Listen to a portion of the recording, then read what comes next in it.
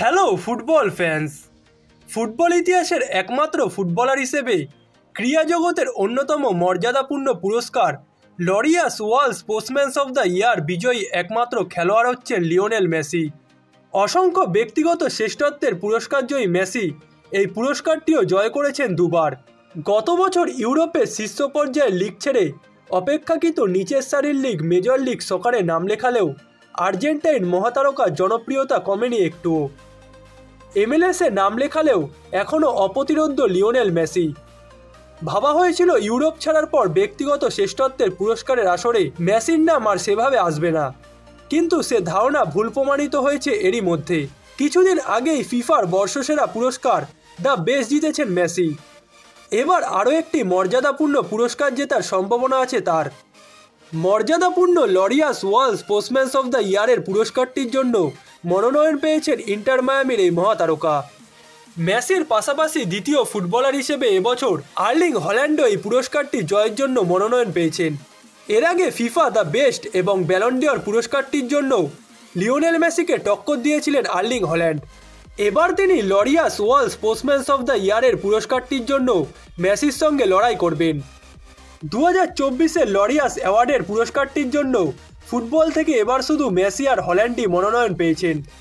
আগামী 22শে এপ্রিল দেওয়া হবে লরিয়াস ওয়ার্ল্ড স্পোর্টসম্যান অ্যাওয়ার্ডের এই পুরস্কারটি।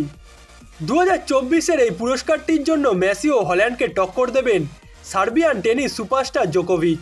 2023 সালে 3টি গ্র্যান্ড স্ল্যাম জেতা জোকোভিচ এর আগে 4বার লরিয়াস অ্যাওয়ার্ড জিতেছেন। এবার তার সামনে পঞ্চমবারের মতো এই পুরস্কার জেতার হাতছানি রয়েছে। 2020 সালে প্রথম ফুটবলার হিসেবে এই পুরস্কার জেতেন মেসি। এরপর 2022 সালে কাতার বিশ্বকাপে আর্জেন্টিনাকে দীর্ঘ 36 বছর পর বিশ্বকাপ এনে দেওয়া এই মহাতারকা 2023 সালে দ্বিতীয়বারের মতো মর্যাদাপূর্ণ এই পুরস্কারটি জেতেন। এবার মেসির সামনে সুযোগ আছে নিজের কেরিয়ারে তৃতীয়বার ও টানা দ্বিতীয়বারের মতো এই পুরস্কারটি জেতার। এছাড়াও হল্যান্ডের কাছেও সুযোগ আছে লিওনেল মেসির পর দ্বিতীয় ফুটবলার হিসেবে এই পুরস্কারটি নিজের হাতে তোলার। গেল মৌসুমের মতো এই মৌসুমেও নিজের আগুনে ফর্মটা ধরে রেখেছেন আর্লিং হল্যান্ড। ইনজুরির কারণে মৌসুমের শুরু থেকে খেলতে না পারলেও ইনজুরি থেকে পুনরায় মাঠে ফিরে তিনি আবারও আস্তে আস্তে তার চেনা ছন্দে ফিরছেন। এরই মধ্যে কাল FA কাপের 5th রাউন্ডের ম্যাচে লুটন টাউনের বিপক্ষে একাই 5 গোল করেছেন হল্যান্ড, যার মাধ্যমে তিনি সিটির ইতিহাসের প্রথম ফুটবলার হিসেবে এক ম্যাচে দুবার 5 গোল করার রেকর্ড গড়েছেন। অন্যদিকে লিওনেল মেসিও এই মৌসুমে MLS-এর যাত্রাটা শুরু করেছে দারুণভাবে। 36 বছর বয়সে এসেও মৌসুমের শুরুতেই লিওনেল মেসি নিজের পায়ের সেই মুগ্ধতা করা ঝলক দেখিয়েছেন, যার কারণে মেসি ও হল্যান্ডের লরিয়াস অ্যাওয়ার্ডের এই রেসটাও জমজমাট হয়ে উঠতে চলেছে।